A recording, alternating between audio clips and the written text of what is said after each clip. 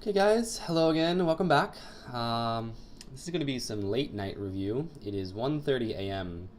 and I got finished with a 50 NL shot about an hour ago, and then it really didn't go too well. This is actually the second worst day of the entire challenge that I've been through. And I think that I played pretty tilty. I was kind of tilting a little bit. Um, I really think that this is probably the worst tilt that I have been through since the beginning, and I just wasn't really thinking clearly. I went through some pretty horrific bad beats as well. Um, so I'm actually just going to show this one first. This is not the first hand that this happened to me on for the day, but as you can tell, I'm actually a little bit tired as well. I'm not usually my bubbly, happy-go-lucky self, I guess, because it was a pretty brutal day. Negative 430 $430. That is the second biggest loss that I've had, and this actually happened the day after I got into the green, about $100 over 100,000 hands. So over 100,000 hands, I've been having a horrific downswing like I've never experienced before. And I guess I was just kind of hoping that it would change, but it isn't changing, and I need to be extremely careful and realize that negative variance can last, well, in theory, can last forever, which is a pretty frightening thing to think about. I mean, imagine if you run calculations for infinity. Some people might win the lottery, 100 times in a row in probability theory. It's extremely unlikely, but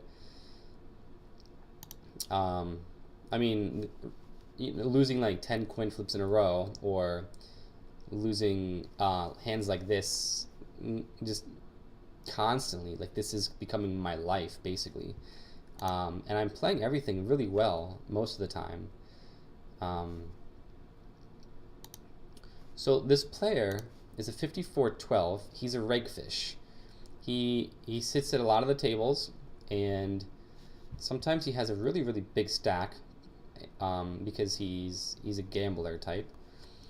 And you might not notice because of his stats, but he can get pretty crazy sometimes, pretty out of line.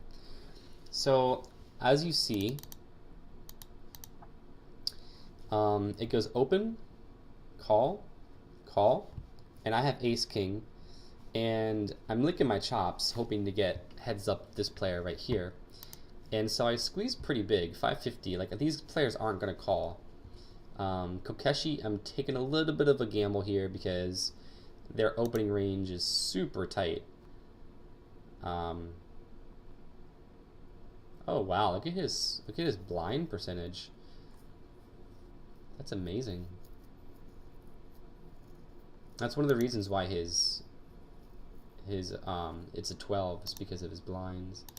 But so he's 21 from early position actually, which is, I never would have guessed that.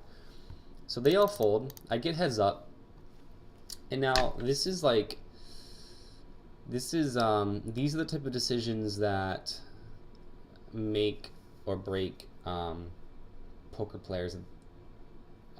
It's how you play hands versus fish. I have notes on this guy, and I read the notes, and I came to the conclusion that I should be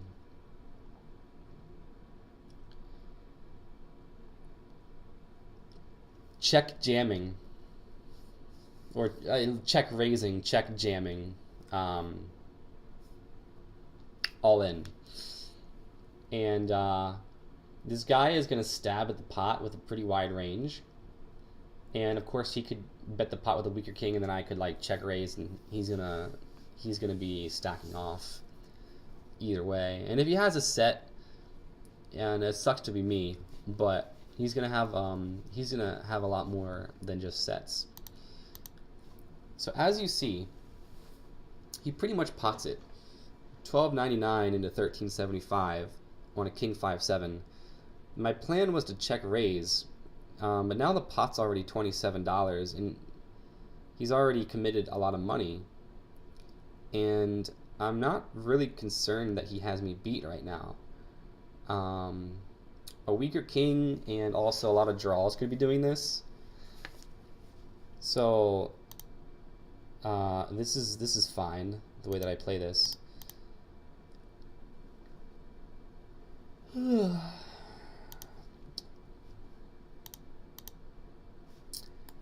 And as you see, he has 8-4 of clubs, 50 NL a whale, 8-4 suited. He pots the flop and then calls my shove with a gut shot, and then he wins. So this is one of the things that really kind of got me a little bit tilted. And there's no excuse. I shouldn't have gotten tilted. I'm admitting it now. I'm basically saying that it happened. I tilted. So what we're going to do now is we're going to actually look at the other hands here as well.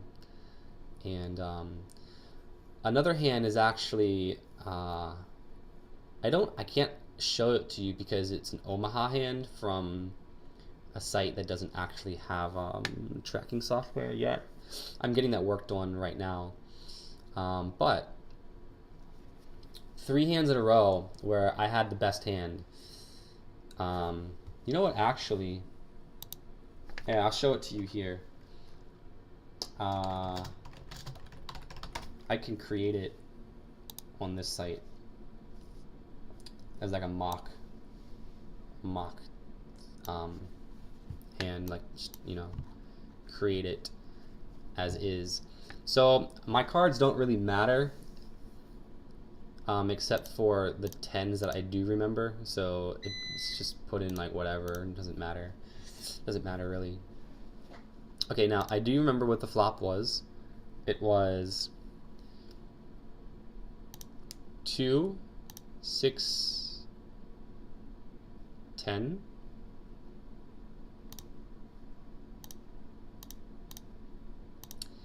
And I gotta give myself another 10. No, that needs to go here. So okay, I flop top set.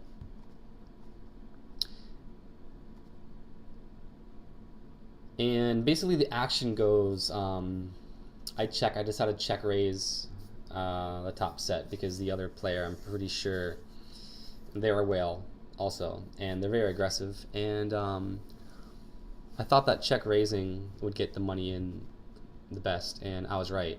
So the player potted the flop, and then snap calls my check raise. And I have top set, and as you see, there's a flush draw as well. So what this player had, they had 2, 4, 4,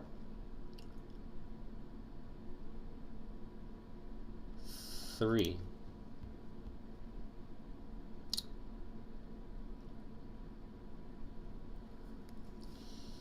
I mean, okay, I mean, it happens 1 out of 10 times basically that I lose, I guess. But obviously the river, or the turn card, was a 5, and the river card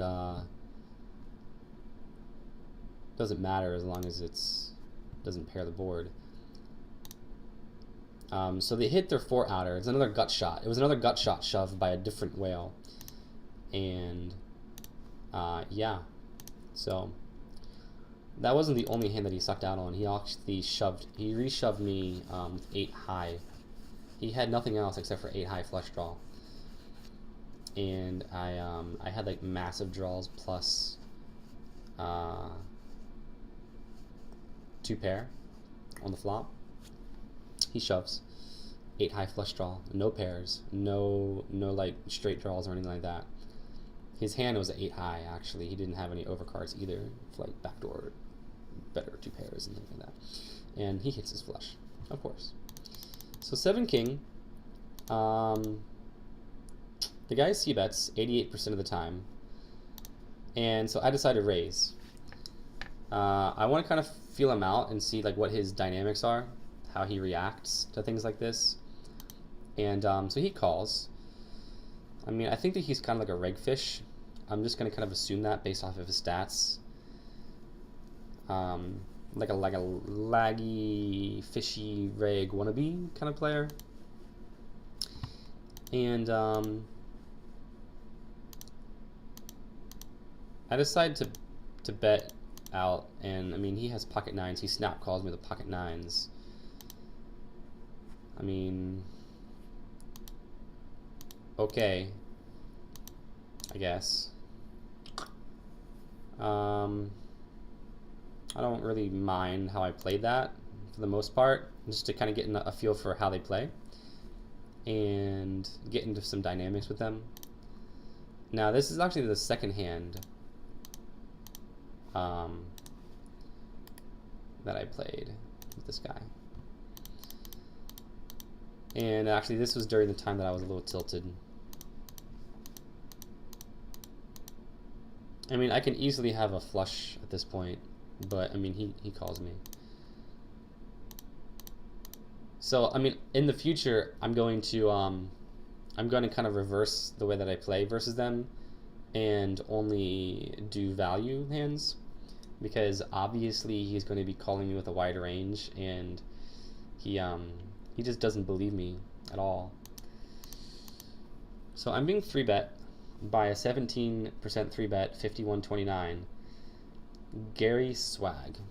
I feel like calling this just because.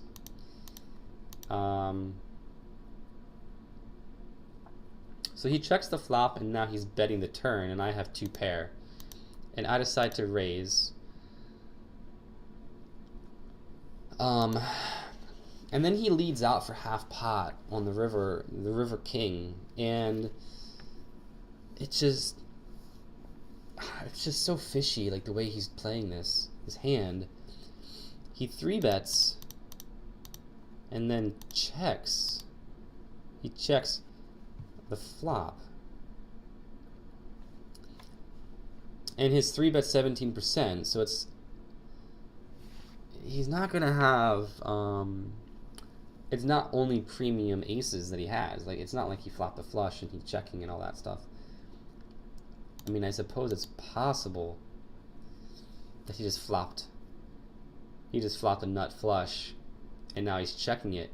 But I feel like if he had the ace of diamonds without the nut flush, then he would be betting the flop, because he would have the diamond, and he would have a lot of fold equity. But then I have to remember that fish don't think logically. They're not very rational, and first off, they don't really know how to play poker. So trying to figure out what they should have done, I need to remember, is like a completely pointless endeavor.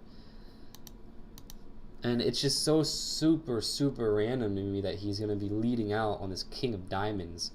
It would just seem so bluffy, like so spewy, so random, like an air ball. And so I made the call, and he had an ace of diamonds. It's just, he also had top pair, which is just so weird to me. But okay, I mean, I'm not going to hit myself too hard for that one.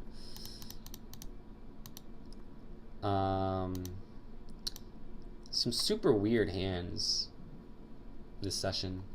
So I flop basically like a hand that I'm not going to be able to get away with. And I read the notes on this player, and they're a little spewy.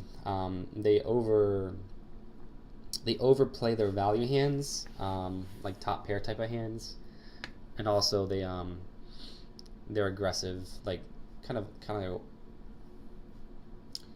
like a psycho fish almost. 18% 3-bet, 38, 31. They're a very, very fishy player. And you might think that the sample size is pretty low, but remember, I wiped my database, and I have notes on all these players, basically, like most of them. Super, super fishy player right here. So I c-bet. Yeah, okay, so I'm the one c-betting. And I'm being raised. The pot's already 1574.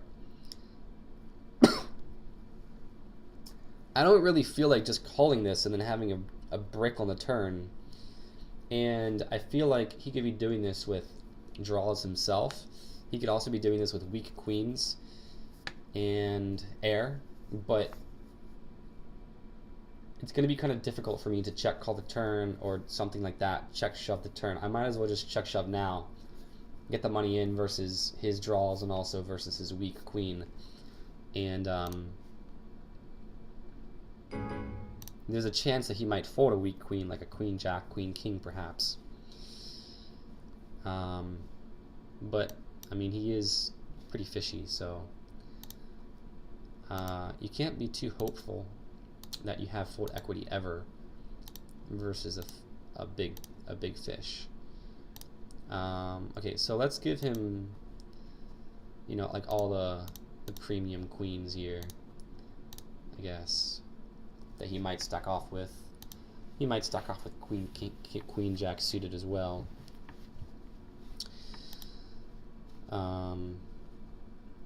And then I have, wait, didn't I just give myself that hand? What just happened?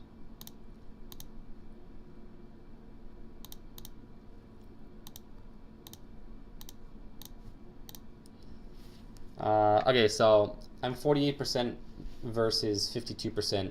There's already like $15 in the pot. This is it's a standard shove in my opinion, just to force them out of the hand. And if they call me, I'm happy either way. It doesn't really matter to me. But if you add in like some other random hands that that have flush draws as well, it's very, very, very choppy analysis here, but just to get an idea, I'm actually ahead of any of his value plus draw hands. And if I give him 8s and 6s, which he could have, but it's 50-50. So I'm basically shoving for a 50-50 chance to win $15 to force out his weaker queens. And I'm happy with that hand. Oh, wait. I didn't show you the outcome.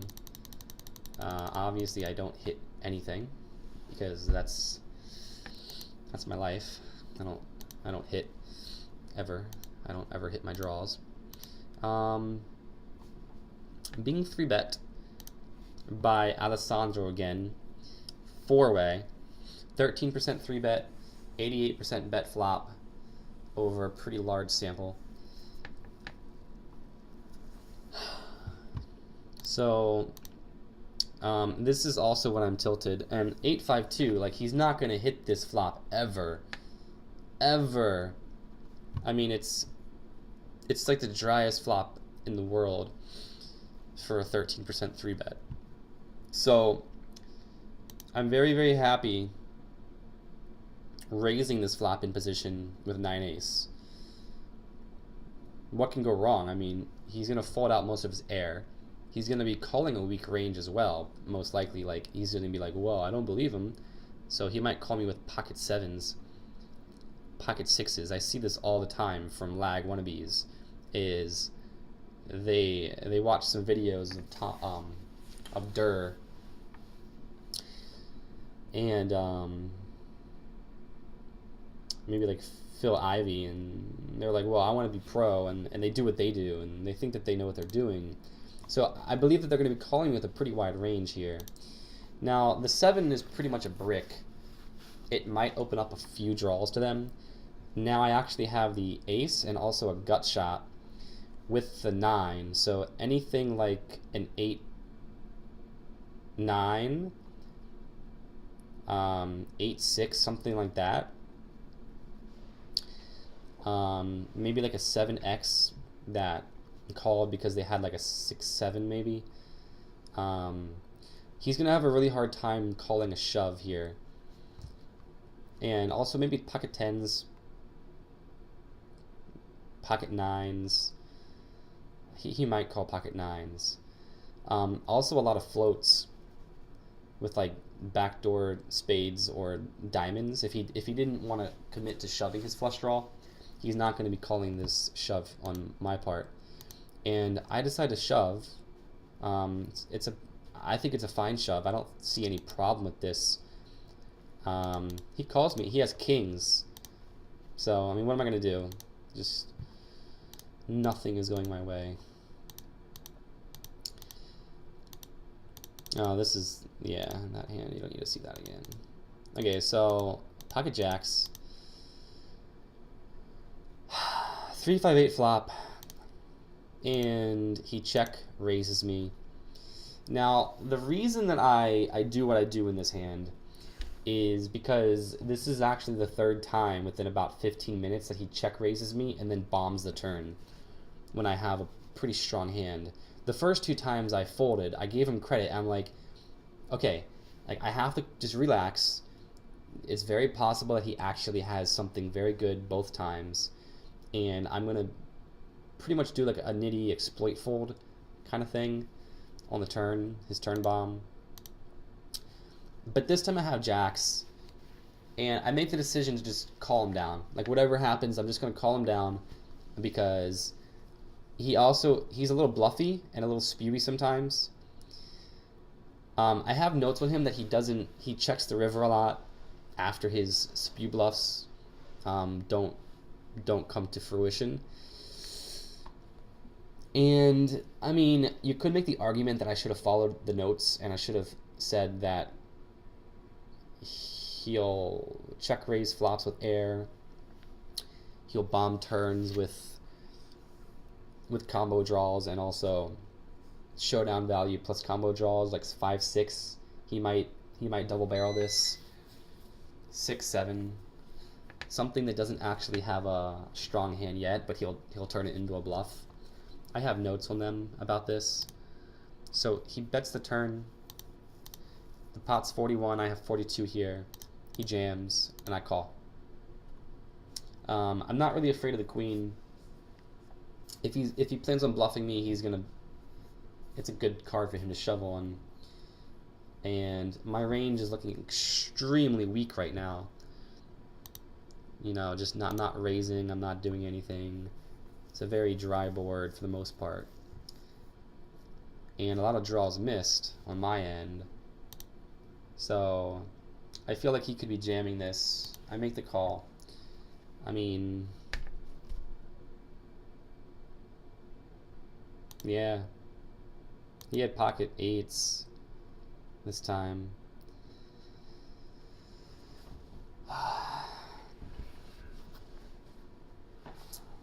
But I would never do that. I would never have called that river shove ever versus like a player that I didn't know or a player that doesn't have the propensity to be bluffy. So that hand didn't work out in my favor either.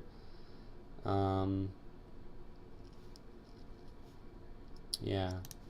Okay, so there's one more hand here that I misplayed because I was again tilting and I wasn't focused very well. A very weak reg here.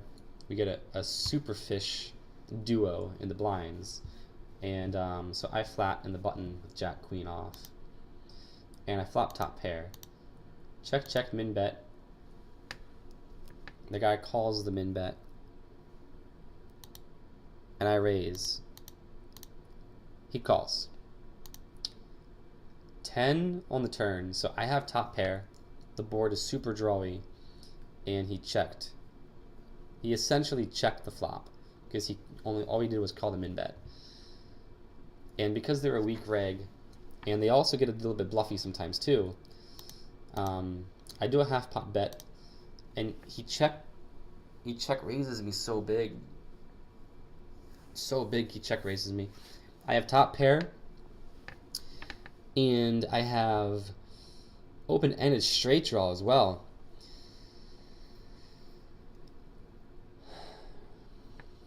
And I'm thinking, like, if he had a straight draw, why wouldn't he be raising the flop? Like, how could he possibly have a straight like now? Unless he has king jack, like for a gut shot. He might have called with king jack.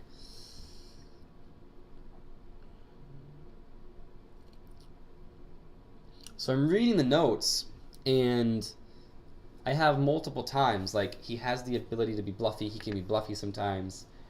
Like, he triple barrel bluff, like with a spew with an air ball against me one time.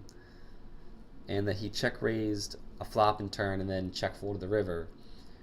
Like, he gets super aggressive with draws and things like that. I'm thinking that maybe a club, he could have like some kind of a super big combo draw with the clubs and 10 jack, maybe like 10 jack diamonds or something like that. And because my bet was only half pot, he could be believing that that's sort of weakness or something like that, and then check raising me super big. I also have the straight draw and top pair. It's such a sick spot to be in versus a player that you know has the ability to be a little bluffy and spewy. So I decide to jam over the top. He snaps me off, and he turned a straight. He had 7-8,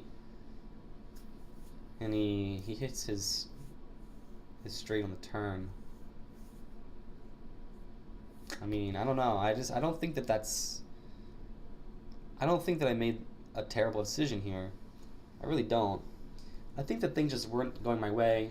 I was a little tilted in some spots. I wasn't thinking very clearly. Now, one of the other things that I could have done is actually I could have checked back. I could have checked back on the turn here. And I think that that's actually where I made the biggest mistake. Is I don't really see a big reason to bet the turn here. It sets me up for a check raise and puts me in a tough spot.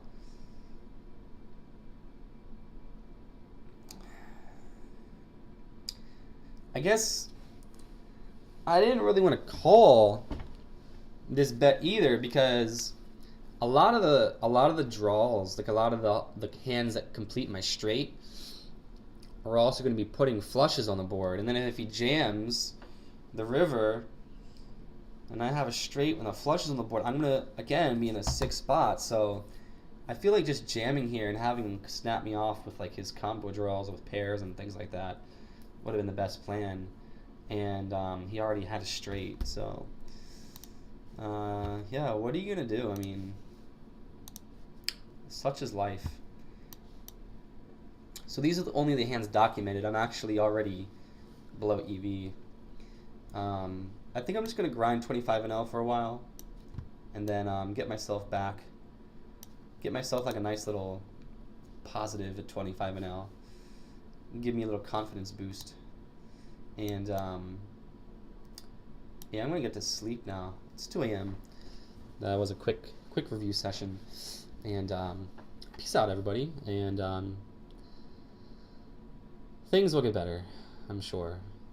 It was a rough night. Okay.